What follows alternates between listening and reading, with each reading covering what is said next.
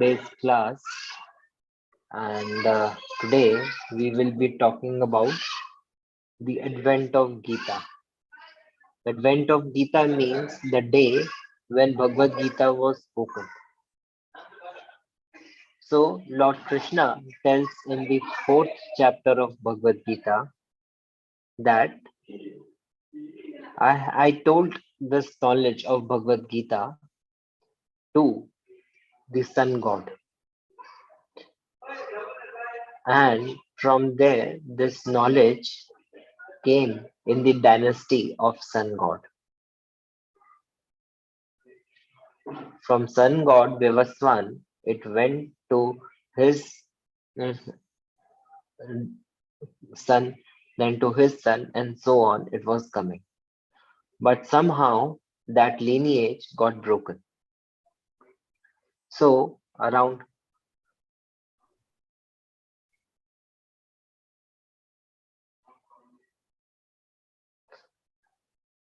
5,300 years back, Lord Krishna spoke Bhagavad Gita again. And this time he spoke to Arjuna. Why he spoke to Arjuna? Because Arjuna is a dear friend and devotee of Krishna.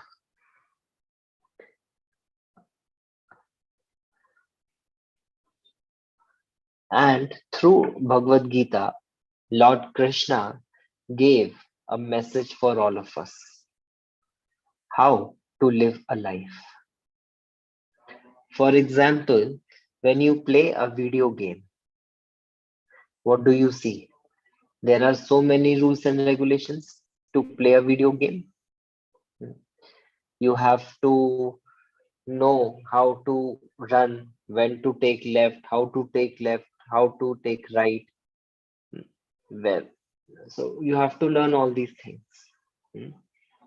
Where you can move, where you cannot move. You learn these things, and then you are able to play a video game.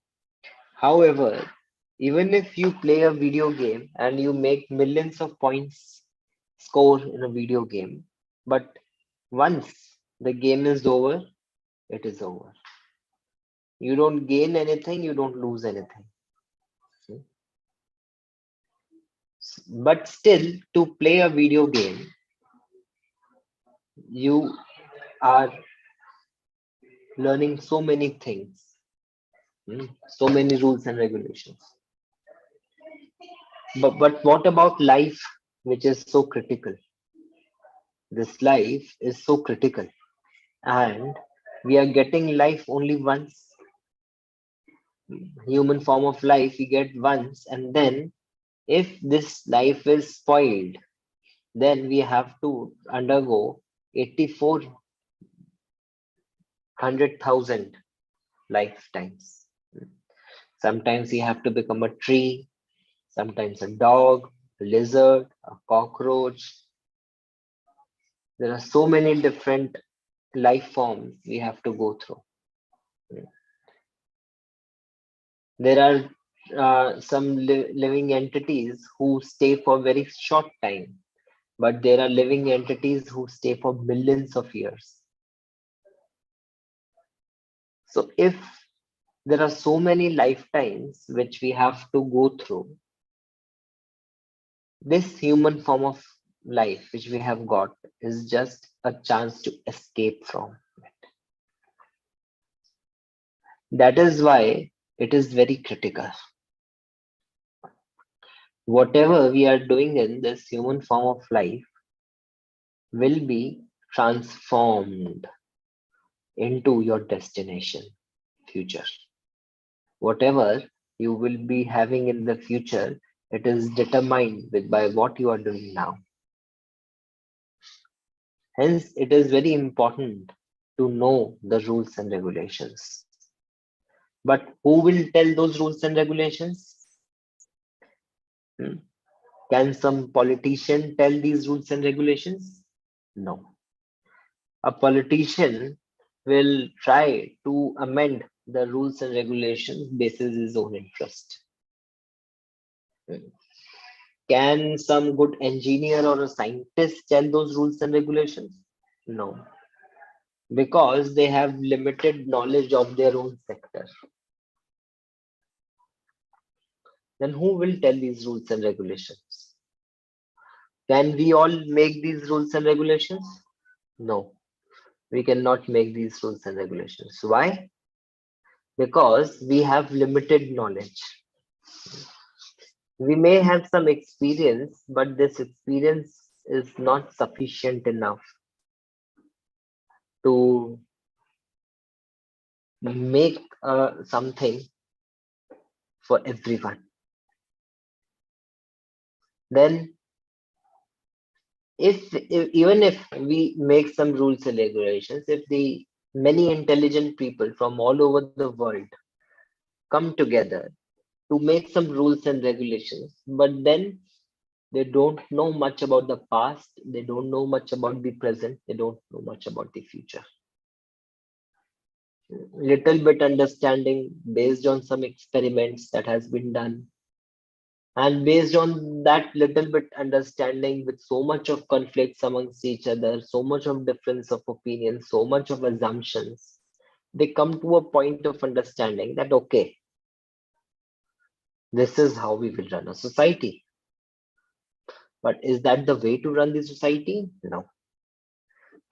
That is why in Bhagavad Gita, Lord Krishna says, I know the past, present, and future completely, but you don't know.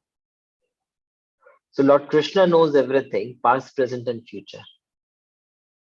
That is why hearing from Krishna is very important. Secondly, it is Krishna who has created this whole world. If supposedly you buy a product from the market and there are so many critics, food critics are there are critics who judge the movies, they see the movie or they taste the food and they judge. But what if the cook himself comes and tell you about the dish, what he has added, what he has not added, what is right, what is wrong? If the cook himself is giving you the correct actual feedback, then that is most authentic.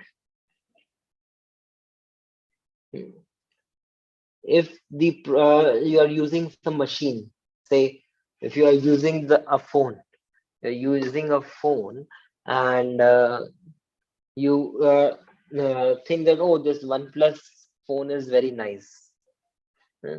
But you don't know that just after 10 days or one year, this phone will stop working because there is a system which has been put inside it that the software will stop working after 1 year. So even if the software you are using for so many days, you don't know about it completely. But if the manufacturer himself comes and tell you that this product is having some malfunction and it will stop working after 1 year of time, then that is considered to be most authentic. All the technical guys who give feedback on internet, they are seeing the mobile how it is functioning, they do some experiments, they do some research and they present, but they don't know what is going to happen in the future with it, right? They can't tell that. But here the manufacturer himself is telling that what he has put in the mobile, so that description is most authentic. So we learn two things, that Lord Krishna, he knows everything. He knows the past, he knows the present, he knows the future. Secondly, we saw that Lord Krishna is the actual creator of the universe. And everything is going by his own control. All the living entities, all the demigods, everyone is working under his control. And this control is not out of, some service. Like when we go to an office and we do a job, and sometimes we tend to cheat, we don't like the boss but we have to do flattering and everything. No, this kind of management is not this. This is a perfect management, and all the managers of the universe, all the demigods, Lord Shiva, Lord Brahma, everyone loves Lord Krishna and follows him because they know he is the Supreme Personality of God and he is all perfect. Therefore, the management is all perfect. And he is coming and telling how to live in this world. That is why the knowledge of Bhagavad Gita is very important. Bhagavad Gita is not a mythological book. You may think that some philosopher has written some hundreds of years ago. It's not that. Then Bhagavad Gita is not something like it is a good thing to read. If you read, then it is good. This is the most compulsory and mandatory thing. If we don't read Bhagavad Gita, if we don't follow the principles, then how we will understand how to live, how to lead the life in the right way? Then what will happen? Then we will have to depend upon our own experiences. But are our experiences sufficient enough to live in this world? Are our experiences sufficient enough to come out of this world? No. First of all, they are very limited, circumstantial, and with time, we realize that what we did was right or wrong. Therefore, we cannot take any kind of risk with our life. And hence, we have to find a way so that we have a foolproof solution to come out of the cycle of birth and death. As we discussed earlier, that once a person dies, then he will again have to travel through 4 lakh species. 84 lakh species is a huge time. Millions and billions of years of time is it. So are we good to take that kind of risk? We have already taken this kind of risk so many times in the past. And it is not that only once we have completed this 84 lakh species, we have done this round millions and millions of times. This may appear to be little exaggeration that we have completed this cycle millions of times, but actually we are eternal. And we are in this material world from a very long time. How long? We don't know. Therefore, it is very important for all of us to make the best use of human life because it is the most precious gift for us. And also, even if one has got the human form of life, then still all the risks are not mitigated. Anytime death can happen, anytime disease can happen. Old age is a long factor. We have to spend so much time to grow up, to develop some understanding. So growing time is gone, old age time is gone, disease time is gone, death time is gone. What is left? Nothing. Very less time. Even in that time. Sorry, Prabhuji, old age time, death time? I don't. Birth time. So you mean to say that we're born, we grow up? It took time for us to grow, to come to some understanding. That is gone. And then whatever little time we had, we spent that time in getting education, getting ourselves placed into a good job or business. Then we have given time to family, everyone. Then our mind is also so much disturbing. There are so many people around who are trying to cheat. So this human form of life, which is very less actually in comparison to all other lifetimes which we are seeing, this human form of life is the least. And still in that less amount of time, we are not having much time. Human life is least as compared to what, Prabhuji? There are so many trees who are living for thousands of years. Yeah, Prabhuji, I would just like to request you to give examples with these statements. It was Okay. difficult because I'm not understanding what it's referring to. Okay. Like, for example, the trees, they live for thousands of years. And how long a human being lives? Just for 70 years, 70, 75 years. Out of these 75 years, first 10 years or at least 6 years of time goes in growing up to come to some sense. Then old age, when it is very difficult to learn all these things. Then there are so many diseases. The mind is so much disturbed. Then we have to go to school, then college, then job, then family. Then we have to sleep for 8 to 10 hours also. We spend so much time in TV, phone, internet. So even if we have some time, but this time has been stolen by so many things. So therefore, we need something which is very urgent, which very precisely helps us to understand the thing.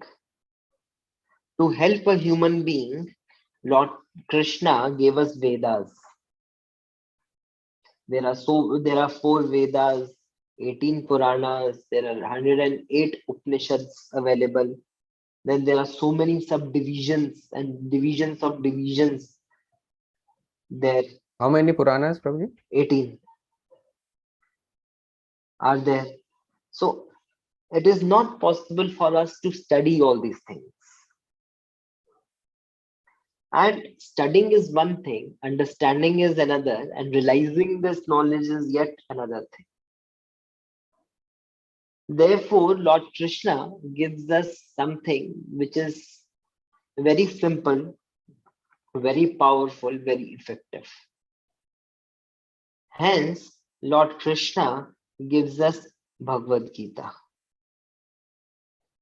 Lord Krishna gives us Bhagavad Gita. And this Bhagavad Gita has got all the knowledge which is available in all the Vedic scriptures. Whatever is given in the entire Vedas is explained in Bhagavad Gita. Because who gave the Vedas? It is Lord Krishna who gave the Vedas.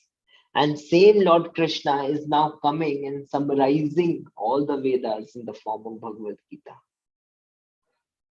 Therefore, if a person studies Bhagavad Gita, he is considered to be qualified in all the Vedas and all the Puranas because he knows the essence of it.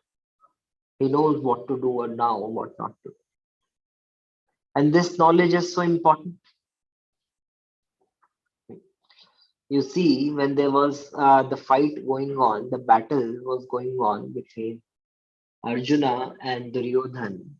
So Arjuna is also fighting and Duryodhan is also fighting. But there's a huge difference. You may see that both of them are fighting on the same ground, same battlefield, same kinds of weapons, same kind of army. But still, there's a huge difference. Arjuna is fighting as a matter of duty by the instruction of God. And Duryodhan is fighting out of his own desire. Duryodhan is fighting out of his own desire. And what is the result of such fight? The result of such fight is that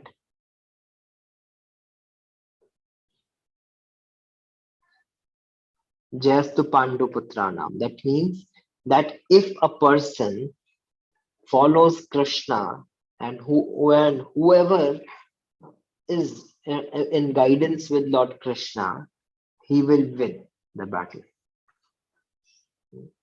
Arjuna was with Krishna, and Krishna was standing on the side of the Pandavas. So what happened? The Pandavas won the match. There were 5 Pandavas and 100 Kauravas. They had such a big army, but in spite of having everything, they could not defeat the Pandavas. There was a story when you must have heard that there was a very big lion in the jungle, and that lion used to eat the animals in the jungle. And so everybody was very much disturbed that anytime this lion would come and eat anyone. So the system was not systematic. So they come to an agreement with the lion that you don't come and kill. We will bring you food every day. Every day, one animal will come to you and you can eat that animal. So every day this used to happen. And one day, what happened? There was a rabbit whose turn it was to go to the lion. And the rabbit went there late, and the lion was very angry because of the hunger. The lion became very angry when the rabbit reached. And so, what did the rabbit say? The rabbit said that because of another lion on the way, I could not come. And, and the lion became very proud. Oh, there's another lion in the jungle? Yes, the rabbit said, yes, I can show you. So the lion went with the rabbit, and he took him to a well. And see that, and the rabbit said that, see, look inside the well. And when he saw, peeped inside the well, he saw his own reflection. And he became very angry and started roaring. He roared once, and he heard the echo multiple times of his own roar. And he became so angry that he jumped into the well, drowned, and died. You see that the lion was very strong physically, but despite being so strong physically, he had to lose his life because of rabbit. Because rabbit dealt with knowledge. Rabbit was dealing with knowledge. Rabbit is nowhere in comparison to the strength of a lion. But what we saw, the rabbit won because he had that knowledge. Similarly, you see in this case, there were only 5 Pandavas and there were 100 Kauravas. And even Krishna's army was also with Kauravas, and only Lord Krishna, without any weapon, was standing in front of Arjuna as the driver. But because the Arjuna was hearing this spiritual knowledge from Krishna, therefore, what did we see? Arjuna won the battle. Therefore, if we all wants to win the battle of life, we have to have this knowledge. Sometimes we may say that, oh, I am so busy, I have no time with me. This is not the right thing. We all have time. We all have time, but how we are utilizing that time is a question. So therefore, today I want to request you that if you can read, then read Bhagavad Gita, or at least attend these programs regularly to understand Bhagavad Gita. and help to make your life successful. So as I discussed last week, I am speaking for half an hour only, and I'm keeping more time for questions. So if there are no questions, I'll speak more. And if there are questions, we'll take them first. Hare Krishna.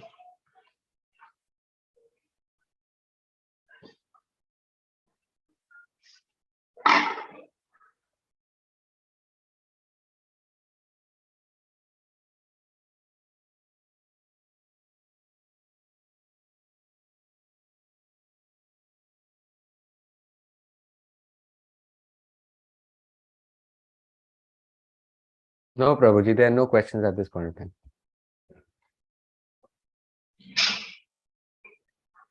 ठीक है.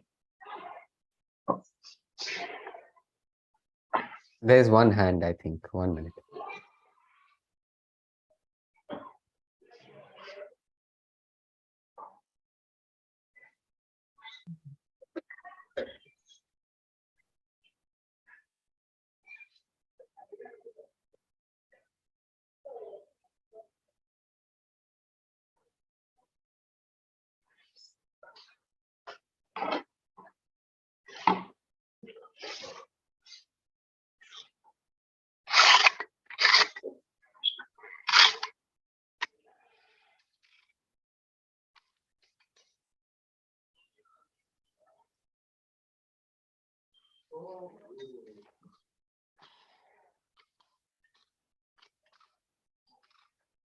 Hare Krishna, Prabhuji. Hare Krishna.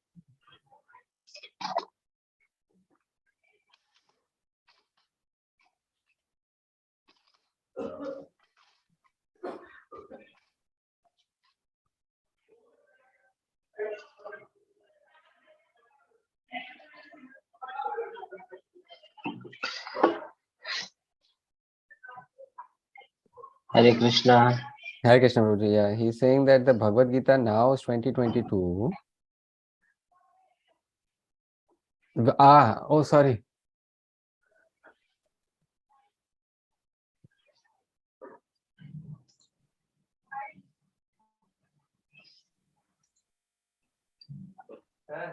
So Prabhuji, he's asking that the Bhagavad Gita, is it a book, a living book? That means, are there more additions to the book? With in the future, will there be more additions? No, there is no more additions. There is a difference between the technology, what you are seeing, and there is the difference between spiritual technology.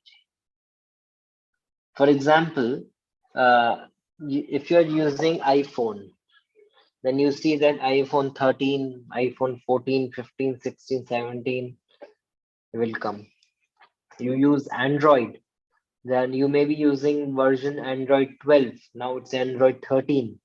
Then Android 14, 15, 16 will also come with time. Why? Because this technology is getting improved day by day.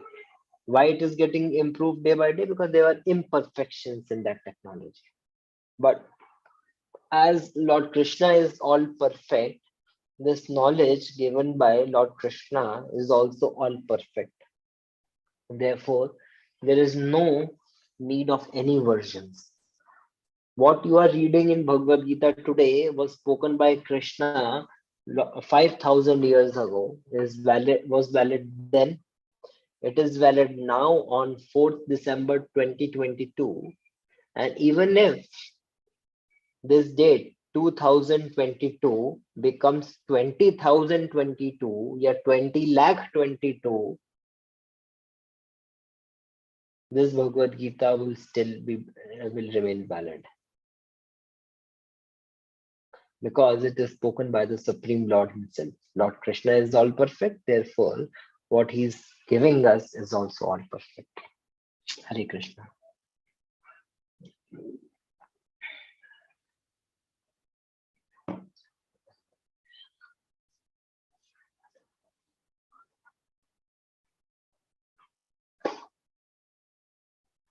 Thank you, Hare Krishna, he says.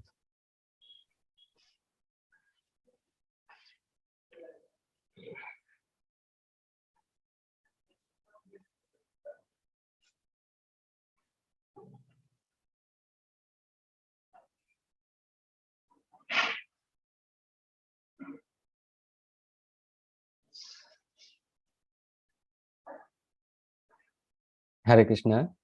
Namaskar. The human body. My question is my uh, statement is related to the human body and the soul.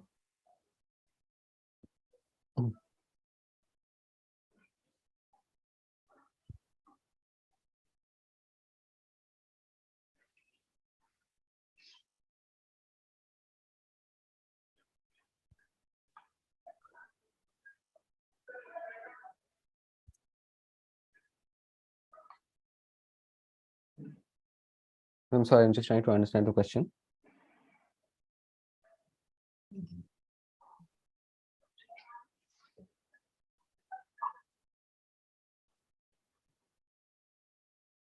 Hmm. Mhm.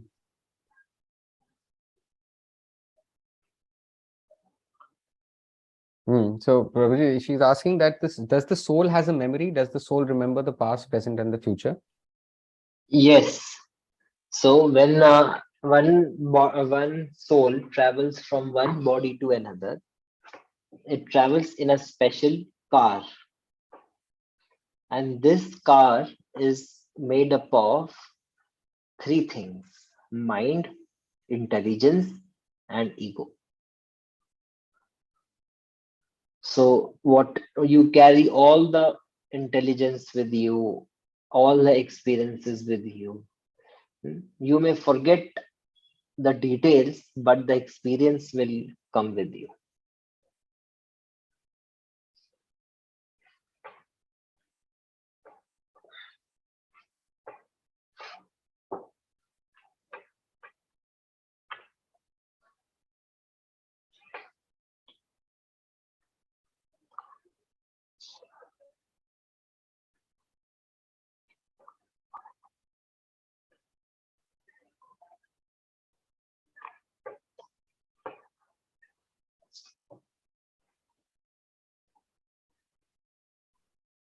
Hare Krishna, Namaskar.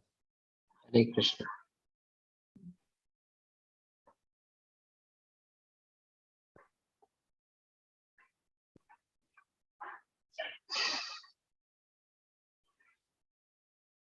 So, Prabhuji, Krishna, Duryodhan, and the Pandavas and the Kauravas.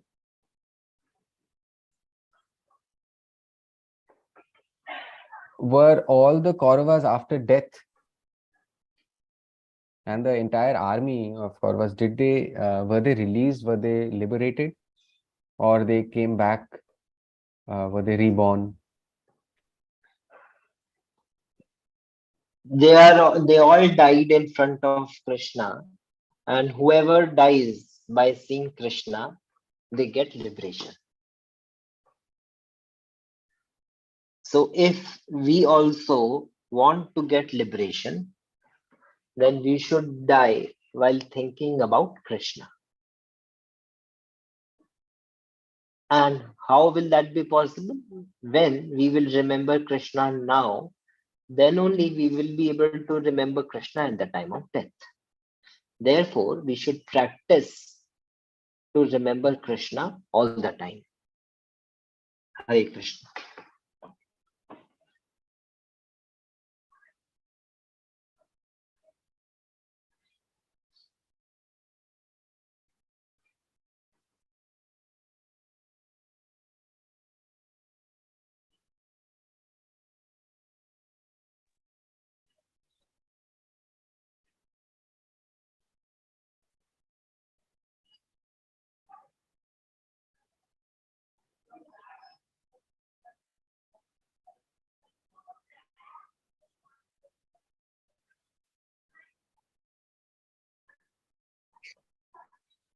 Prabhuji, she's saying that uh, since Arjuna was in a way the liberator of all the Kauravas through Krishna, you see how deaf people we are suffering. For us, the usual way of chanting and praying in this is also difficult in this life. So why doesn't Arjuna come and release us also, kill us, and then we'll be liberated? So there is no point in killing, because if we are not able to hear or speak, this is not a defect. In front of our eyes, it may be a defect. She say, Prabhuji, we want an easy way of liberation. We don't want to chant or spend so much of time in the spiritual pursuit. So why can't just Arjuna be reborn and release all of us in this lifetime? Arjuna will come to relieve us when we are of some importance to him. And how we will become important to Arjuna? If we become devotee of Krishna. So even if we want to get relieved in this way, we have to become a devotee of Krishna. And to become a devotee of Krishna, we have to do bhakti.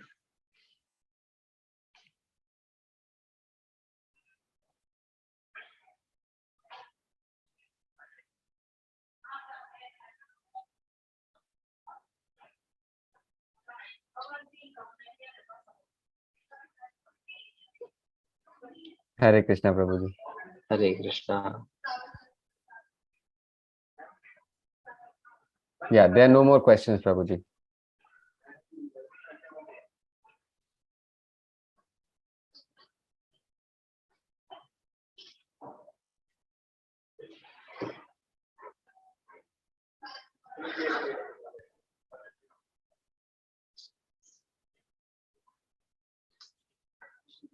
No more questions? Okay. So if you have any questions, you may raise hands again and we'll stop and then we'll take those questions. So meanwhile, for next 15 minutes, I'll again continue. So there are 18 chapters in Bhagavad Gita. And in these 18 chapters of Bhagavad Gita, Lord Krishna has discussed the way to live. Just like when you see the first chapter of Bhagavad Gita, in this chapter, you will see that how Arjuna is expressing his frustration. He felt so depressed. He had to kill his own family members. He did not want to fight. He wanted to quit. Often we are also in such situation when we are not able to satisfy ourselves. When we don't know what is right, what is wrong. When we are confused in our life. We don't know what to do, what not to do. We want to quit. We are tired, depressed of our lives. This was Arjuna's situation. And Arjuna was standing right in the battlefield, and there are thousands and lakhs of people around him. And all those people in front of them, he was crying. You see that for a military man who is such a strong person, he has to have a very strong image. And now this strong person in front of everyone is crying that I don't want to fight, and he throws away his weapons. Sometimes life will also make us very weak. Then there would be people to whom we used to show our pride, our prosperity, our success. In front of them, we will become completely embarrassed. That is Arjuna's condition in the first chapter, and he gives all the reasons that why I should not do my duty. Then Lord Krishna started speaking from the second chapter of Bhagavad Gita, where Krishna tells Arjuna that who are you? What is your real identity? What is your real identity? Krishna tells that Arjuna, you're not this body, you are a spirit soul. When we become too attached to body or the things related to this body, it becomes very difficult to do our duties. It becomes very difficult to do our duties. It becomes. For example, you see a doctor who a big surgeon who has done thousands of surgeries in life. If the surgeon goes to the to a operation theater, he can easily do an operation. But if this operation is to be done over his own son, who is very dear to him, would he be able to do that operation properly? No, he will become scared. He will become nervous because now it is his own daughter or son there.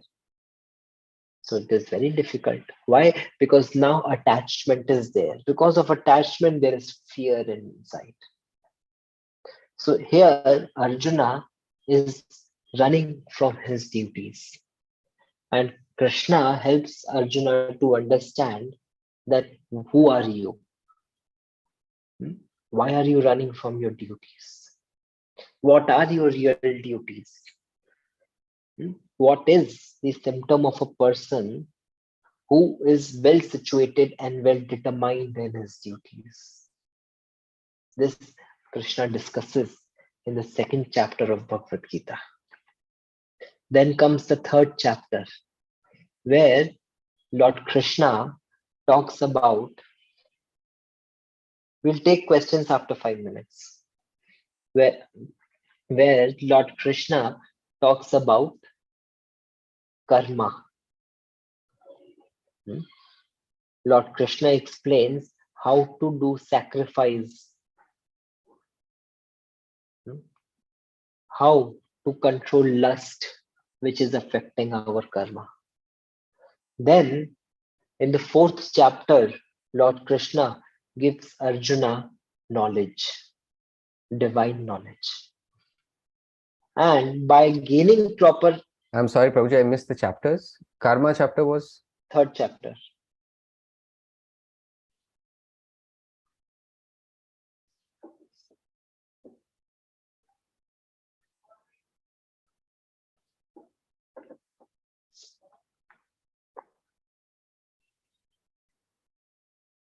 Then in the fourth chapter, Lord Krishna discusses about divine knowledge.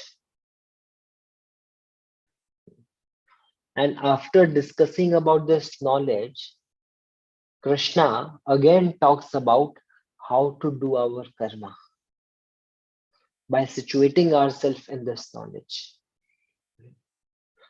Then Krishna in the sixth chapter explains about how to deal with mind and different processes of yoga and which is the best process of yoga. Then in seventh chapter, he gives us more knowledge. Eighth chapter, he talks about the process of attaining the Supreme. The ninth chapter, still more confidential knowledge. And in 10th chapter, Lord Krishna talks about his various kinds of opulences. If one understands these opulences, Lord, everybody can see, experience Lord Krishna everywhere. Sorry, Prabhuji, example of an opulence? Like, for example, Lord Krishna compares with different things which are available in this world. For example, he says that among all the mountains, I am Himalaya. Amongst all the trees, I am the banyan tree. Amongst all the kings, I am Lord Ram. In this way, the Lord Krishna gives around 86 different examples. And if one knows these things, he would be able to remember Krishna in so many ways. Then in 11th chapter, Lord Krishna shows his universal form, big universal form of to Krishna, Arjuna, then shows how different universes, Prabhuji, chapter again. 11th, and how different demigods they are working under his guidance. Then in 12th chapter, Lord Krishna talks about the process of bhakti and gives us a very progressive way that, okay, if you are not very big devotee, you do at least this much. If you are not able to do this much, you do this much. If you're not able to do this much, at least you do this much.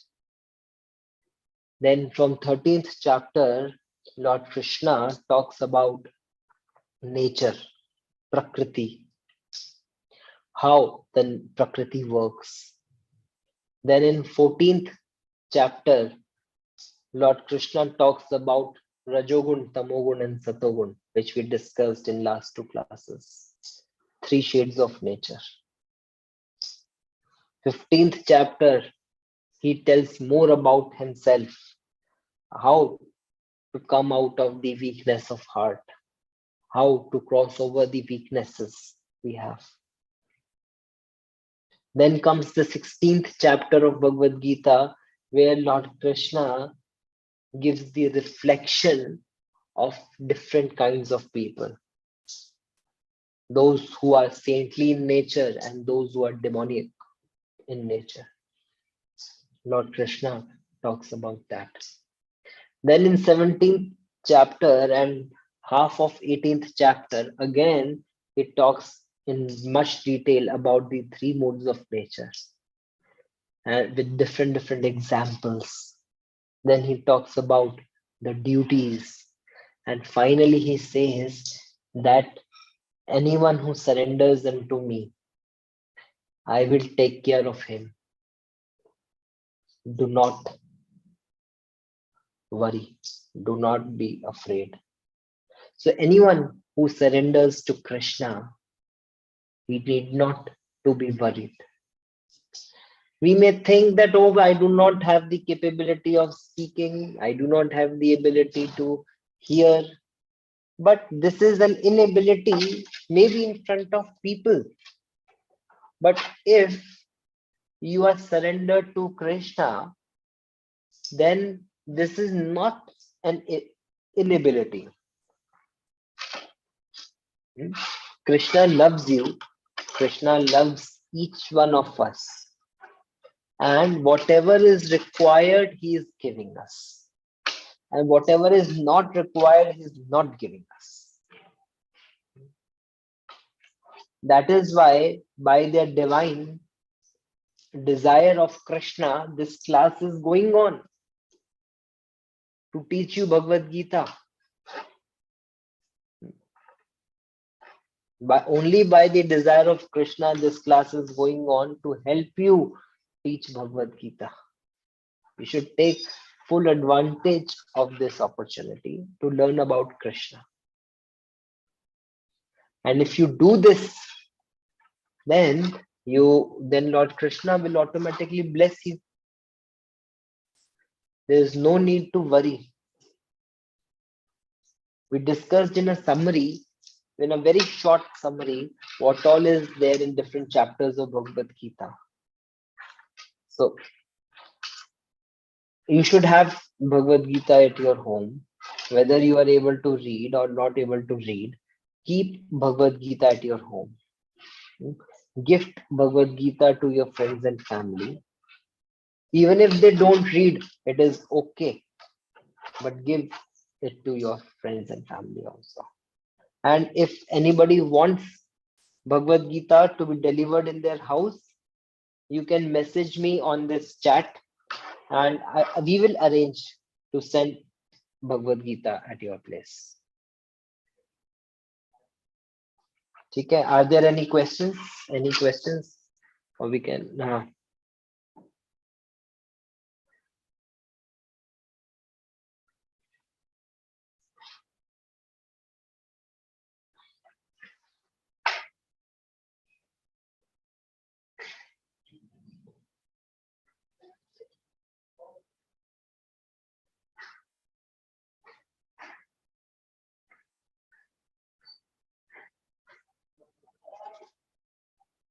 Hare Krishna Prabhuji. Hare Krishna. So Gita Jayanti yesterday,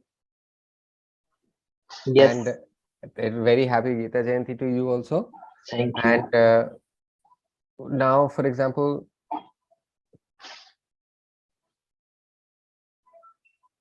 the reason for Arjuna not wanting to fight with his family, Prabhuji, seeing his family, his uncle, his teachers, and all of them,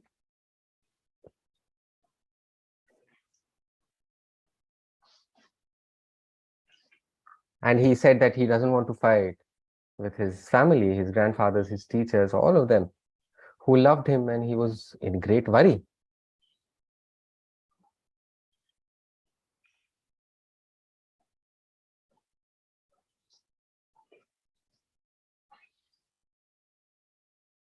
So why was Krishna, in a way, forcing, or in a way telling Arjuna repeatedly to kill his family? Why was it required? Because Arjuna is a king, and king has, for the king, the most important duty is towards the kingdom and not towards the family. Supposedly, if there's a judge and there's a culprit for him, he has some soft corner in heart, and he thinks that, okay, uh, because of this good feeling for the culprit, I'm not going to punish him. Then is that the right thing? No.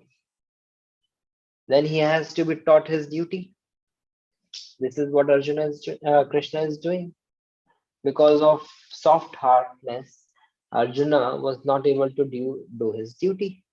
Therefore, Lord Krishna is telling him what to do, what not to do. Very logical. It's not about family, it's about doing right or wrong.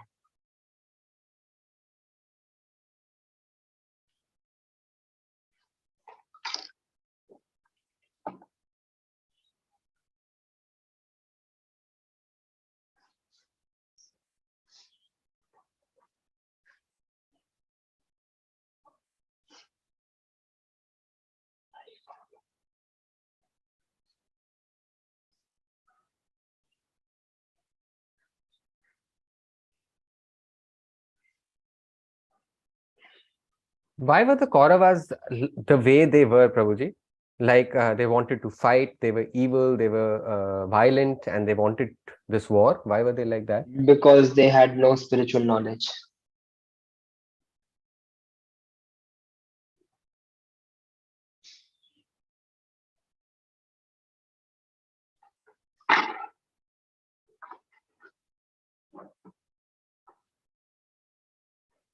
Hare Krishna, Prabhuji.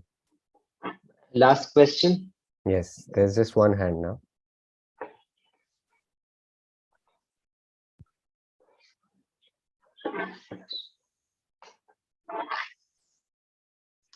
Hare Krishna, Prabhu. I wanted to talk about the 84 lakh births which we have to take, and then we get the human birth. And so if we continue life like this, do we have to take 84 lakh births again to get a human form? Yes.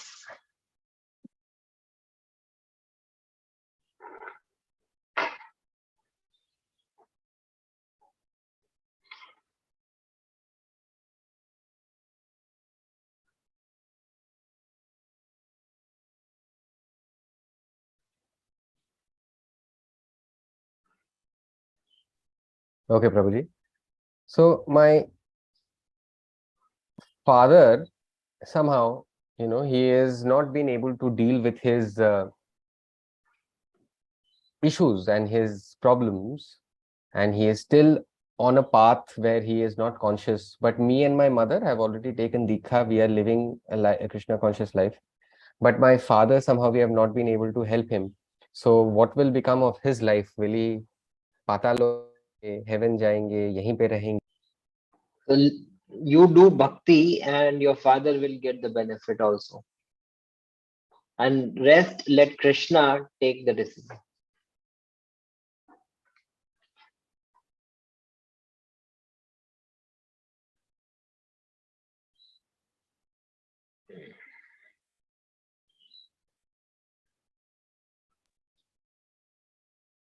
his father, he says, my father doesn't believe, Prabhuji. It has been trying. I have tried many a times. He does not believe in spiritual. When Prahlad Maharaj did bhakti, Hiranyakashipu got the benefit. So if we do bhakti, your father will also get the benefit.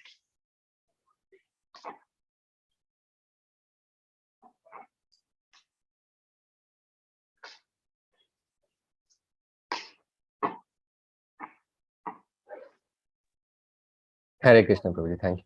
Okay, Hare Krishna. I think this is a good way to do the class now. We'll stop at 4 p.m. and we take most of the questions.